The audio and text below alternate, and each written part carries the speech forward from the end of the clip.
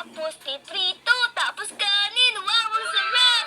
Favorite ko kasi yung egg lalo na pag breakfast. Kayo ba guys, mahilig din sa egg? Comment down below Andito nga tayo ngayon guys sa isang van para manguha ng egg tapos tiprituhin ko sa bahay. Dito guys, ang daming egg. Oh my goodness! Ay, naku po, kala ko tutukain ako Grabe guys, ang laki naman ng itlog na to. Parang itlog ng dinosaur Naku, ibig sabihin yan guys, pag niluto natin, ang laki ng itlog. Ang sarap-sarap. Dapat kunin natin yan kasi baka mamaya maging sisiw pa yan Naku, di ako kumakain ng sisiw. Ang gusto ko lang yung egg.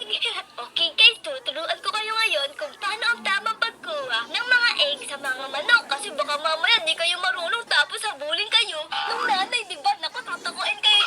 Ang sakit niyan sa paa. Dapat pag nakaupo silang ganyan, dapat huwag kayong pupunta kasi mahuhuli kayo niyan. Dapat hindi nakatingin para hindi niya makita. Kukunin natin yung egg niya. Okay, saan kaya dito? Uy,